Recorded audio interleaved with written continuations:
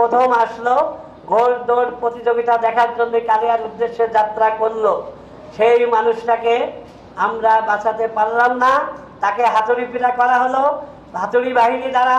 আমি মনে করেছিলাম যে আমাদের এই নড়াগাতি একটা সন্ত্রাস মুক্ত এলাকা, আমি মনে করেছিলাম এই নড়াগাতি একটা চাঁদাবাজ মুক্ত এলাকা, আমি মনে করেছিলাম এই নড়াগাতি একটা মাসেল পাওয়ার মুক্ত এলাকা, আমি মনে করেছিলাম এই নড়াগাতি একটা অস্ত্রবাজ মুক্ত এলাকা। কিন্তু দুঃখের বিষয় হলো, আমরা ছোটবেলায় দেখতাম যে খুলনা সর্বহারাদের উদ্ভবায় ফুলতলাতে হয়, যশোর কালীগঞ্জে হয়, ঝিনাইদহ কালীগঞ্জে হয়, মেহেরপুরের চুয়াডাঙ্গা আলমডাঙ্গাতে হয়, কিন্তু আমার নড়াগাতিতে হাতুড়ি বাহিনী আছে, এটা আমার জীবনে প্রথম দেখলাম। তাই উনি এতটাই অসুস্থ, এখনো আমেরিকাতে উনি চিকিৎসাধীন আছে, আরও হয়তো 2-3 মাস উনি চিকিৎসাধীন থাকবেন এবং তারপরে বাংলাদেশে আসবেন। উনি পালিয়ে যাই নেই, উনি বসন্তের কোকিল না, উনি অতিথি পাখির না। আমরা একজন ব্যক্তির বিরুদ্ধে, আমরা যারা আগামী দিনে এই নড়াইল জেলায় সম্ভাব্য প্রার্থী, তারা সব একই মঞ্চে আগামী 14 তারিখে ইনশাল্লাহ কালিয়াতে আপনারা দেখবেন, আমরা একই মঞ্চে থেকে আন্দোলনকে দুর্বার আন্দোলন গড়ে তুলব। আমরা 15 বছরে রাজপথে অনেক আন্দোলন সংগ্রাম করেছি, আমাদের অনেক বন্ধু বান্ধব এই গুমের শিকার হয়েছে, জেল হত্যার শিকার হয়েছে, অসুস্থ অবস্থায় হাসপাতালে কাটাচ্ছে।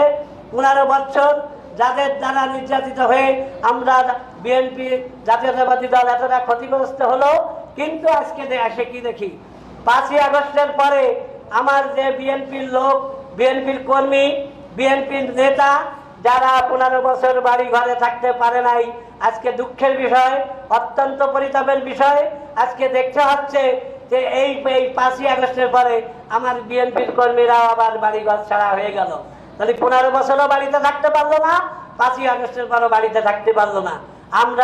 আমরা নড়াইল জেলা কোনো বিচ্ছিন্ন দ্বীপ না, আমরা এই বাংলাদেশের 64 জেলা 55,126 বর্গ মাইল আমাদের, আমরা প্রত্যেকটা জায়গা থেকে এর আওয়াজ তুলব এবং এই যে নব্য ফ্যাসিস্ট আমাদের এখানে এসেছে, আমরা এই নব্য ফ্যাসিস্টকে যতক্ষণ পর্যন্ত নড়াইল থেকে বিতাড়িত না করতে পারবো, তখন আমরা রাজপথে থেকে একসাথে অভিন্ন থেকে কাঁধে কাঁধ মিলিয়ে ঐক্যবদ্ধভাবে আমরা আন্দোলন দুর্বার আন্দোলন করে তুলবো।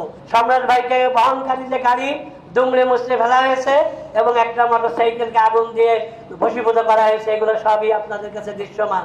এইটা এখন বিচারাধীন একটা বিষয়, যেহেতু এটা নিয়ে একটা মামলা হয়েছে নড়াগাতি থানায় এবং এই মামলায় 75 জন আসামি, মামলাটা তদন্তাধীন।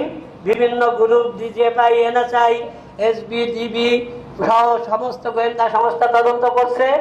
আমরা চাই এই যে যারা এই ঘটনা ঘটালো, যারা এদেরকে আহত করলো, যারা গাড়ি ভাঙচুর করলো, যারা গাড়ি ভস্মীভূত করলো, আমি চাই প্রকৃত দোষী যারা, সেই দোষীদের আইনের আওতায় এনে দৃষ্টান্তমূলক শাস্তির ব্যবস্থা করা হোক। এবং আমার পাশাপাশি এটাও দাবি থাকবে, এই ঘটনার সাথে যদি কোনো ব্যক্তি মামলার আসামি হয়ে থাকে কিন্তু সে ঘটনার সাথে ছিল না, আমি চাই নিরপেক্ষ তদন্তের মাধ্যমে তাদেরকে মামলা